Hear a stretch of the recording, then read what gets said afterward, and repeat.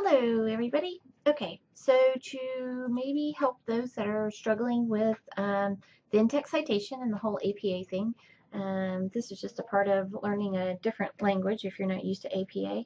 So I'm going to kind of walk you through real quick an example of what your discussion post probably should look like this week. If you have already completed this week's discussion post, you do not need to go back and fix it.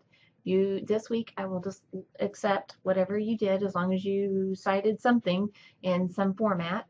But then starting next week, I will deduct points if your basic discussion post doesn't look something like this. So just keep that in mind. Okay. So this week for library information and retrieval, or LIRS as we call it, because that's a whole mouthful to say all the time, is keeping in mind the Library Bill of Rights, Library Code of Ethics, and the ALA Statement on Intellectual Freedom. How would you deal with a student who wanted your help to find information on a topic that you did not particularly find worthy? The topic could be something like cars, bikes, bugs, or something more challenging like white supremacy. So, intellectual freedom.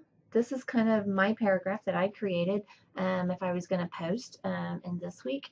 Basically talks about intellectual freedom, covers a lot of ground within the world of libraries. A patron's right to have free access to information, not censoring their need for that information, and their right to privacy in regards to what information they obtain from your library are all key components to intellectual freedom. According to the American Library Association, intellectual freedom is a core value of library profession and a basic right in a democratic society. Okay, so you can see I pulled that straight off the website, that little blip right there. I opened my quotation marks, I closed my quotation marks. I then opened my parentheses, typed in American Library Association, period. The year is 2017 because that was the year that was most recently updated. Make sure your period comes after you close your parentheses, and then you can continue typing. Okay. Once you get your little blip done, then I need to see the full citation as far as like where it came from. So keep that in mind. That for a website, this is what it should look like. I had some, and I can't remember if it's this class or my foundation class, but somebody asked about length. For you guys this week, there's only one question, but some weeks there will be more than one question. Your total discussion post, I would like it to be around 100 words. As I explained to the foundations people the people that are in foundations, that I have to read all of these. There are quite a few of you in library information retrieval and about half that number in foundation. So of course I have to read the original post that you make, and then I have to turn around and read all of the comments that are made. So if nothing else, please take sympathy on me and try to keep what you're writing within the 100-word range. If you go a little over, that's fine. If you go a little under, that's fine.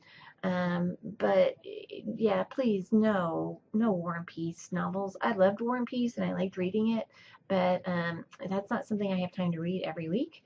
So please, like I said, just keep that in mind. If you have any questions, oh wait, sorry, I forgot something. Okay, one quick side note. Remember, everything that you turn in to Tara or I, according to APA, needs to be in the New Times Roman font, 12 point.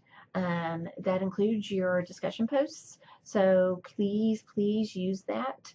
That's something that I hate taking points off, but because it's so simple. I mean, in my opinion, it's easier to create something in Word and then copy and paste it over into the discussion post. But whatever your comfort zone is, just make sure that it stays in New Times Roman 12-point font. Okay.